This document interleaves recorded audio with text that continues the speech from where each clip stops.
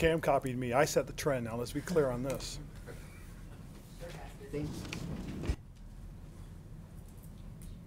On Monday, you said you usually had to step up your game when TD's on the field because his energy is just crazy. Did you feel it today? Oh yeah, even though it was raining out there and spitting stuff like that, he was there, and it was good to have him on the field running around.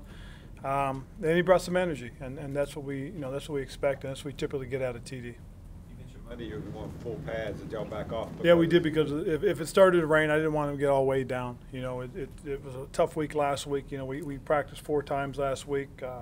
We had 102 heat index on Wednesday. So just thinking about the potential change in the rain, I decided we would go ahead and go chills. What do you think of Greg? Where's he kind of sit at this point? It's good to see Greg moving around. He moved pretty well. You know, I think he was trying to be a little cautious because of the wet turf, but again, he still ran well and caught the ball. I mean, it's, you know, typical Greg out there. He'll go up, down, stay the same for Sunday with him? We'll see how he is tomorrow. You know, the biggest thing we always check is after a guy has a full day of work, we always want to see how he is in the morning. You know, if he's sore or anything like that, then we may have to back off, and if there's no issues, then we'll see how he does the next day. What advantages in preparation do you have playing a team coming off a Monday night game?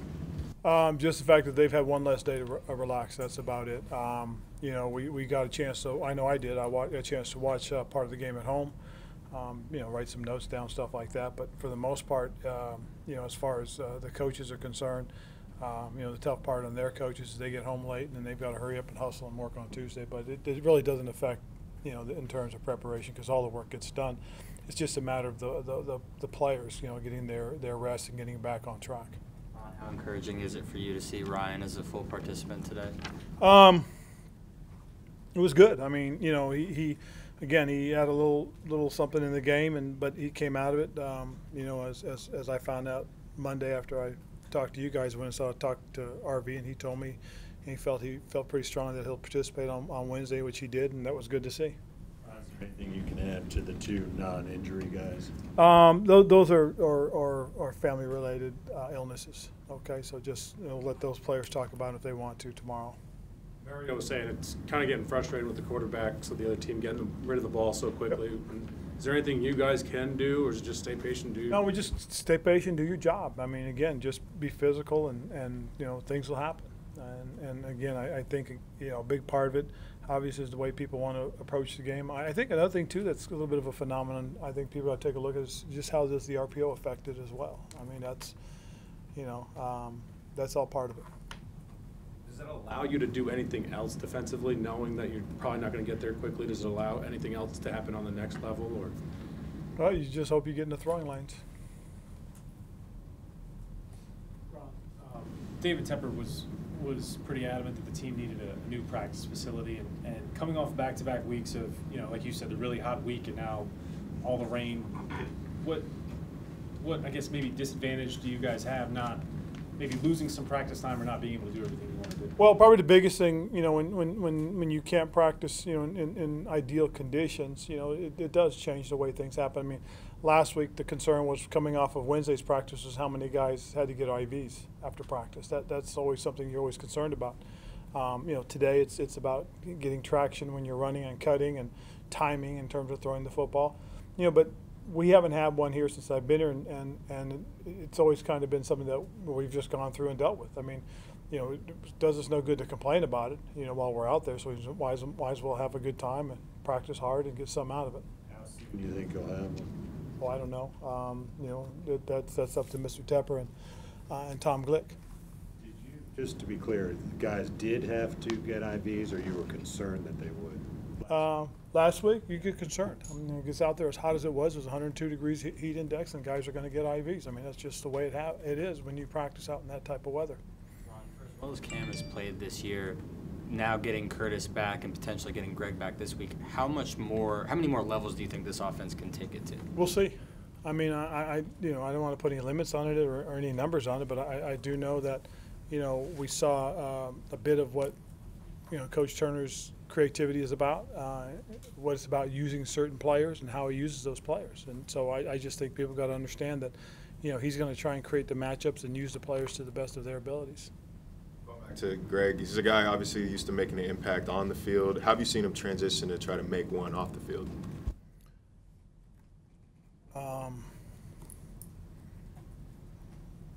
I mean, it's you know, just what he, you know, it's what he does. It's who he is. I mean, that's you know. You have the Gano shirt on. I think people kind of forget that when you brought him in, when you and Bean brought him in, I guess in 12, there had been some instability at that position. Yes, he was a young kicker. I mean, it's one of these things that, you know, when you see potential in a player, you don't want to push a guy out. You know, and we were fortunate enough that we were able to be patient. We were, you know, I know last year we drafted a kicker and Graham responded and had a tremendous year, and it's carried over into this year. I think that's the big thing about it. Young kickers are going to make a lot of mistakes. They're not going to come in and be perfect right away. You know, although Butker's doing a nice job in Kansas City. But Graham really has grown into the kicker he is today. And I think a lot of it has to do with the special teams coaches that have worked with him, that have been really good with him. And he has a guy right now in Chase that's got a lot of confidence in him. Anything else?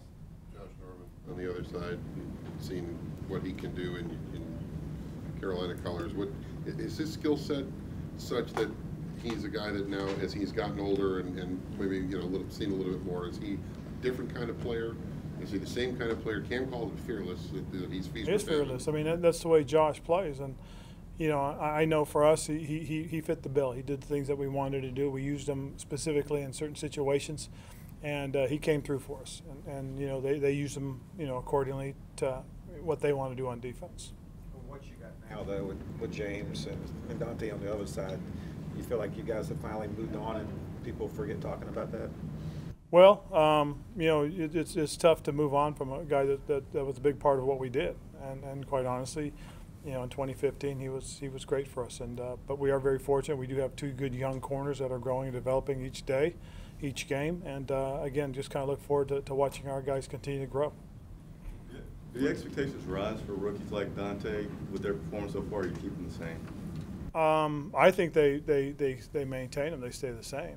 I think, you know, we came into this saying that, you know, if we get him on the field, he can be a guy that can help us win. Well, the expectation is that he'll continue to help us win. How much of that Monday night games you got to watch, and what were your impressions, both of the Redskins and then the Breeze record? Well, first of all, good for Drew. I mean, you know, the guy's had a tremendous career, and is most certainly one of the elite guys in this league, and he will be a first ballot Hall of Famer. So that was really cool to see, you know, and having been part of it, because I've been part of teams that's given up some of them yards. So good for Drew. You know, watching the game, I mean, I'll tell you, you know, they struggled because they played against a very good football team. They're a good football team that had some things not go their way. So, you know, I expect them to come out and play hard against us, just like, you know, we expected the Giants to come out and play hard against us. I mean, these guys are going to come out and compete, and, you know, we'll see what happens. Just having weapons like Curtis, and you can answer if you want. No, go ahead. Curtis and DJ and Christian, that you get the ball in their hands and they can do so much with it once they have it. Does that make life easier for Cam? Well, I think so. I mean, we've taken a lot of the pressure off him of him having to do certain things.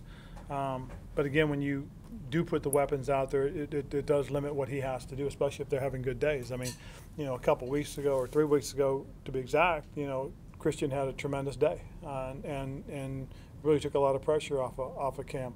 The other day, we got a nice little spark from DJ and a nice little spark from Curtis. So it's good to have those kind of players, yes.